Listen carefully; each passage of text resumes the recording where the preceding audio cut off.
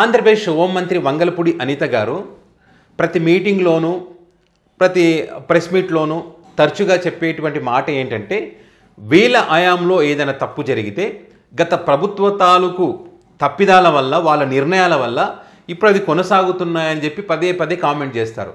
ముఖ్యంగా గంజాయికి సంబంధించి గత ప్రభుత్వంలో వాళ్ళు తీసుకున్న నిర్ణయాల కారణంగా వాళ్ళు గంజాయిని ప్రోత్సహించిన కారణంగా వాళ్ళు ఆర్థికంగా లబ్ధి పొందడం కోసం యువతను నాశనం చేశారు. విద్యా వ్యవస్థలో కూడా గంజాయిని అమ్మేటువంటి పరిస్థితికి తీసుకొచ్చారు. రాష్ట్రాన్ని ఒక గంజాయి రాష్ట్రంగా మార్చారని చెప్పి పదే పదే పదే పదే కామెంట్లు కూడా చేస్తూ ఉంటారు.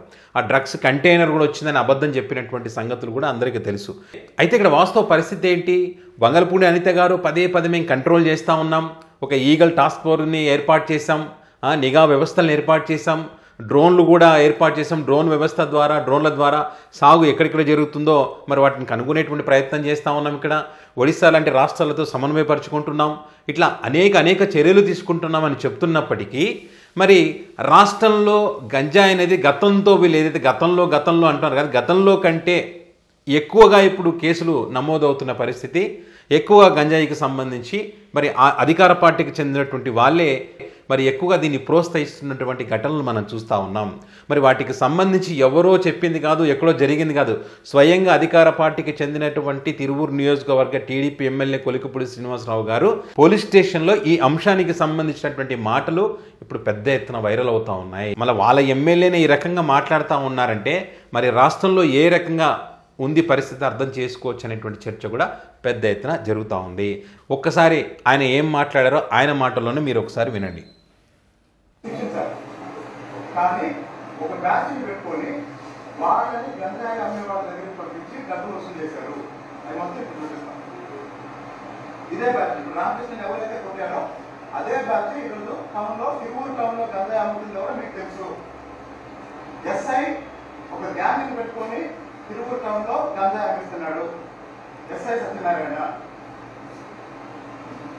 ఎవరో పాత రోజుల్లో పాత ప్రభుత్వంలో గంజాయి అమ్ముతూ దొరికి ఇప్పుడు మామూలు పనిచేసుకుంటున్న వాళ్ళని పాత కేసుల్లో ఉన్న వాళ్ళని ఇప్పుడు పిలిపించి మీరు గంజాయి తీసుకురావాలని భద్రాచలం వచ్చి మీరు గంజాయి అమ్మాలి, మీరు అన్ని మాకు డబ్బులు ఇవ్వాలని వాళ్ళని ప్రజలు చేశారు.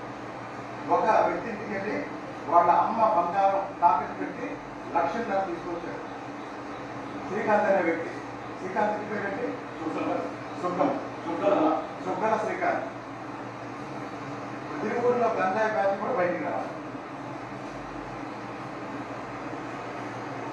పోలీస్ స్టేషన్లో కొలికపూడి శ్రీనివాసరావు గారు మాట్లాడినటువంటి మాటలు, గత ప్రభుత్వంలో గంజాయి కేసులో దొరికినటువంటి వాళ్ళు మారి వాళ్ళ పనులు వాళ్ళు చేసుకున్నటువంటి క్రమంలో మళ్ళీ అలాంటి వాళ్ళందరినీ మళ్ళీ పిలిపించి మీరు మళ్ళీ వ్యాపారం చేయాలి, చేయకపోతే మీ మీద కేసులు పెడతామని చెప్పి వాళ్ళని భయపెట్టించి వాళ్ళని ఇబ్బందులకు గురి చేస్తున్నారని చెప్పి అది కూడా ఒక ఎస్ఐ సత్యనారాయణ ఒక గ్యాంగ్ని ఏర్పాటు చేసి ఆయన హ్యాండ్ ఓవర్లోనే మరి ఈ నియోజకవర్గంలో మరి గంజాయి వ్యాపారాలు నడుస్తూ ఉన్నాయని చెప్తా ఉన్నారు. అవన్నీ కూడా బయటికి రావాల్సినటువంటి అవసరం ఉందని చెప్పి కొలికపూడి శ్రీనివాసరావు గారు చెప్తా ఉన్నారు.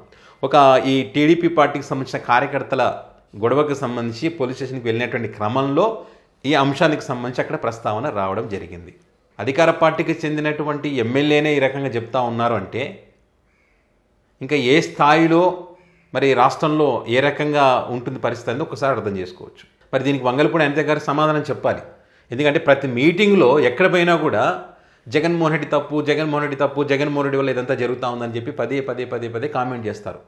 మధ్యకాలం మీటింగ్లో కూడా అదే అన్న, ఒక ప్రెస్ మీట్లో కూడా అదే అంటే ఒక జర్నలిస్ట్ మిత్రుడు క్వశ్చన్ చేశాడు కదా, మరి పదే వైసీపీ అంటారు కదా మేడం, ఏమైనా కేసులు నమోదు చేశారంటే అబ్బాయి అట్లాంటిది ఏం లేదంటారు.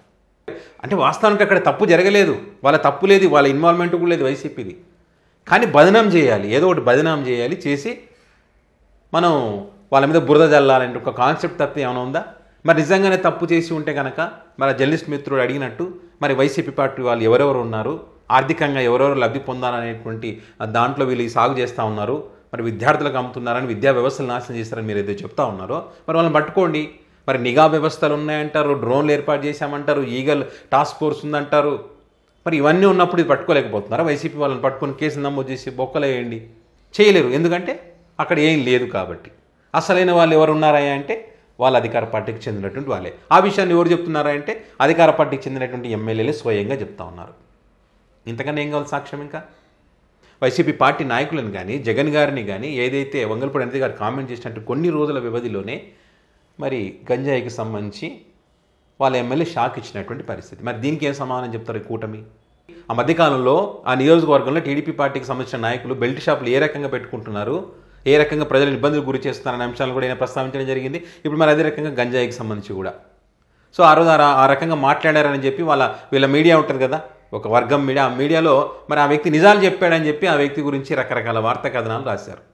ఇప్పుడు అమరావతికి సంబంధించి కూడా ఈయన మరి గ్రామాల్లో తిరిగి 2వ విడత భూములు ఇవ్వకండి అని చెప్పి కూడా ప్రచారం చేస్తూ ఉన్నారు ఈయన. ఇప్పుడు వీళ్ళు ఏమంటారు ఫైనల్గా, దీని వెనక ఉన్నది వైసీపీ పార్టీ, దీని వెనక జగన్మోహన్ రెడ్డి నడిపిస్తున్నాడని చెప్పినా చెప్తారు వీళ్ళు. దాన్ని డైవర్ట్ చేయాలి కదా, ఆ రకంగా డైవర్ట్ చేస్తారు. ఎవరి ఆయాంలో వ్యవస్థలను నాశనం చేస్తూ ఉన్నారు, ఎవరి ఆయాంలో యువతను పాడు చేస్తూ ఉన్నారనేది దీన్ని బట్టి మనం అర్థం చేసుకోవచ్చు.